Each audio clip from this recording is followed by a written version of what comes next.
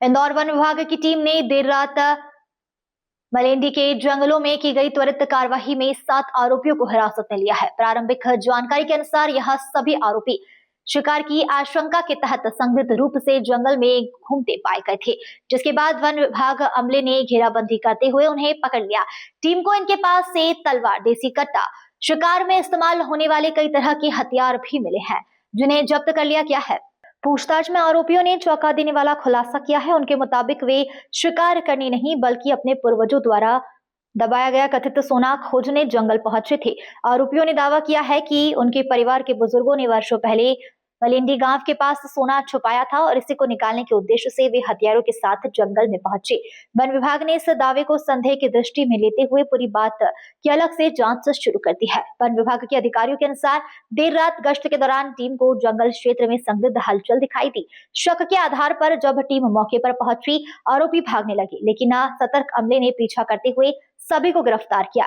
Team का कहना है जंगल क्षेत्रों में अवैध शिकार और अवैध गतिविधियों को रोकने के लिए लगातार निगरानी बढ़ाई गई है। फिलहाल सभी आरोपियों के पास से जब्त हथियारों को फॉरेंसिक जांच के लिए भेजा गया है। वहीं वन विभाग ने मामला दर्ज करते हुए आगे की कार्रवाई शुरू कर दी है। अधिकारियों का कहना है आरोपियों के जंगल में आने का वास्तविक उद्देश्य जांच के बाद ही स्पष्ट होगा।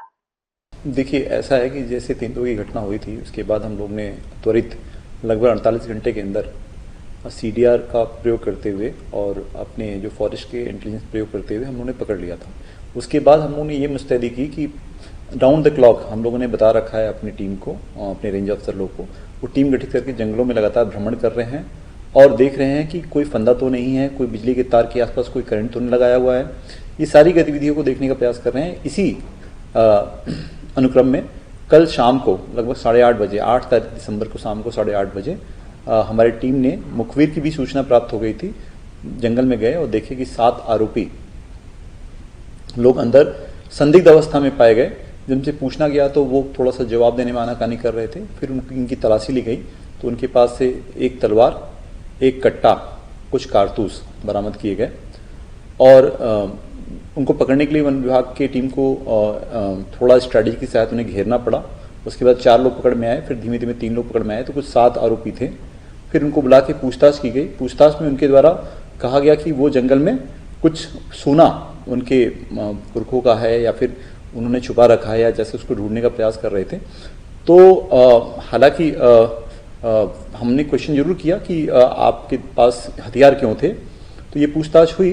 प्रथम दृष्टिया जो हमने देखा है उसमें यही लग रहा है कि ये लोग शिकार के दृष्टिकोण से वहाँ गए थे, क्योंकि इनके पास कारतूस होना, कट्टा होना इस बात को काफ़ी हद तक साबित करता है कि ये शिकार के उद्देश्य से जंगल में प्रवेश किए थे, रात में प्रवेश किए थे। तो पूछताछ चल रही है और POR जारी किए जा चुके हैं उनके खिलाफ, वैधानिक कार्रवाई प्रारंभ हो चुकी है, इंटीग्रेशन चल रहा है। सिर्फ कहाँ के रहने वाले, ये कहाँ के लोग हैं, क्या आपको जानकारी है? ये मलेंडी के पास की घटना है, मलेंडी बीच के पास है। एक कटकट करके गांव है, वहाँ पे कटखड़ी करके गांव है, वहाँ के रहने वाले हैं, मऊ के निवासी हैं। तो सर, जिस तरह की सोने की बात की जा रही है, क्या आपको भी लगता है कि इन क्षेत्रों में इस तरह की अमूल्य धातु मौजूद है? क्या वन विभाग ने से कोई जानकारी? नहीं, वन विभाग तो जनरली वन संपदा और वन्य प्राणियों के संबंध में जानकारी रखते हैं। सोने के बारे में तो कोई ऐसी जानकारी हमें प्राप्त नहीं है, चूँकि प्रथम दृष्टिया ये तो लॉजिकली बहुत कंक्लूसिव उनकी बातें ठीक नहीं लग रही है। फिर भी चूंकि उनके द्वारा कहा जा रहा है तो हमने एक टीम को कह दिया है कि आसपास जो एरिया बता रहे हैं वहाँ एक बार घूम फिर के देख लें कि ऐसी कोई घटना तो नहीं है, ताकि उनके द्वारा कही गई बातें झूठ निकल जाए और पूरी तरह से वो आरोपी अपराध की श्रेणी में आ जाए बातें। जंगल की निगरानी के लिए कितने दल बनाए गए हैं और वो किस समय जंगलों में निगरानी के लिए जाते हैं? देखिए, हम लोग दिन के समय तो हमारा नॉर्मल बीट निरीक्षण होता है, फिर शाम को जब सूरज ढलने के तुरंत बाद हमारी एक टीम, ऐसे हमारे रास्ते हैं, उसको मैं डिस्क्लोज नहीं करना चाहूँगा, उन रास्तों में हमारी गश्ती रूट बनी हुए हैं। यहाँ से हम बताते हैं उनको, उस गश्ती रूट में रैंडम देते हैं, इनको जाना पड़ता है, वहाँ के लाइट लोकेशन देना पड़ता है, मेरे द्वारा रैंडम पूछी भी जाती है, जो साहब द्वारा पूछा जाता है, और फिर वो गश्ती करके मॉर्निंग में रिपोर्टिंग करते हैं कि कहाँ कहाँ गए थे, उनको क्या गतिविधियाँ मिली। तो व्हाट्सएप हमारे ग्रुप बने हुए हैं, ग्रुप पे वो रिपोर्टिंग करते हैं लगातार, कहाँ गए थे, क्या देखे थे, फोटो भी भेजते हैं अपने लाइट लॉन्ग के साथ, ताकि इस बात की पुष्टि रहे कि वास्तव में वहाँ गए थे। सर, ये वन विभाग के सभी रेंजों के अंदर इस तरह की टीम बनाई गई या पर्टिकुलर कोई रेंज जहाँ पर इस तरह की संभावना? नहीं, चारों रेंज में टीम बनाई गई है। इंदौर, चोरल, महू और मानपुर, सभी लोग लगातार इसमें गश्ती कर रहे हैं। और चूंकि आपको जानकारी के लिए बता दें कि जो सर्दियों का समय होता है उसमें थोड़ा गतिविधियाँ बढ़ जाती हैं, वन्य प्राणियों की जो मूवमेंट है और सक्रिय हो जाते हैं, और जो हिस्टोरिकल डेटा हमारा कहता है कि ऐसे समय में शिकार की संभावनाएं बढ़ जाती हैं। तो इसको हम लोग बहुत देख रहे हैं, और आगामी में हमारे अभी 11 और 12 तारीख को हम लोग